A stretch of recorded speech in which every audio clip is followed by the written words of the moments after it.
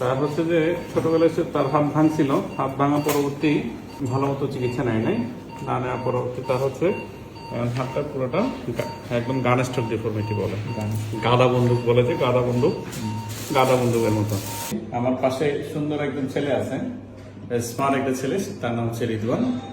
তার বয়স হচ্ছে 17 কি 18, এবং সে আসছে হচ্ছে যে কিশোরগঞ্জ থেকে। আমার নাম যেন কি? আমার নাম কাউসার আলম।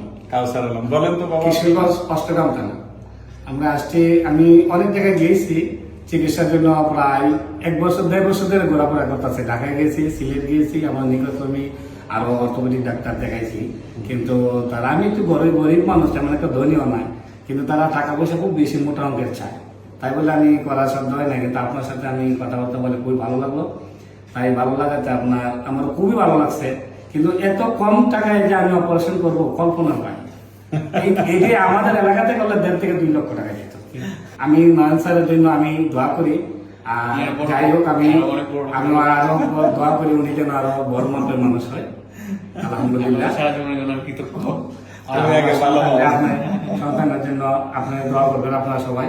আমার সন্তান এগুলো আমার বড় ছেলে, আমি খুব কৃতজ্ঞ সবার কাছে, প্রিন্সিপাল আমি নয়ন স্যারের কাছে আমি খুব কামি। আচ্ছা, যাই হোক, মনটা অনেক ভালো আছে। ভালো ও আসছে হচ্ছে যে ছোটবেলায় তার 8-9 বছর আগে তার হাত ভেঙে গেছিল।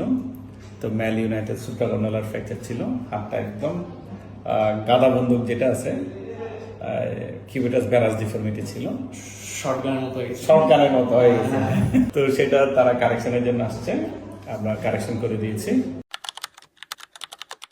আপনাদের মনে আছে রেজওয়ানের কথা, সে 9 মাস আগে সে আমার কাছে আসছিল, আমরা 9 মাস আগে অপারেশন করে দিই।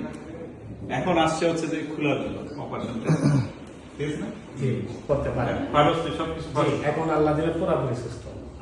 আমার ছেলে পুরোপুরি দেখি লাগাতে একবার পুরোপুরি সুস্থ, মানে 50 কেজি বস্তা ওই হাতে করে তোলা দিচ্ছে। 50 কেজি বস্তাও তুলতে পারে। তোলা দিচ্ছেন, দেখছেন তাই। ভালো। আপনার ছেলের হাতের ইয়েতে আপনি খুশি? খুশি, খুবই খুশি। আপনার খুশিতে আমি খুশি। হ্যাঁ, তবে আপনার জন্য আমি মন করে দোয়া করি, আপনার জন্য আরো দিন দিন উন্নতি করে। আমি ঢাকা, সিলেট কত জায়গায় গিয়েছি, কিন্তু এই ধরনের চিকিৎসা আমি পাই না আমার ছেলে। তাহলে আমার ছেলে যে কোনো বাইরে আসতে পাঠাতে পারবো না। আগে একবার নিরাশ ছিলাম যে বাইরে ছেলে পাঠাতে পারতাম না, এখন আমি নির্ভয়ে যে কোনো রাস্তাতে পাঠাতে পারবো, কোনো ব্যাপার না। আলহামদুলিল্লাহ। আসসালামু আলাইকুম, আদাব, নমস্কার। আমার মান সাহেব সবার কাছে দোয়া দিলাম। ঠিক আছে, ওকে, থ্যাংক ইউ।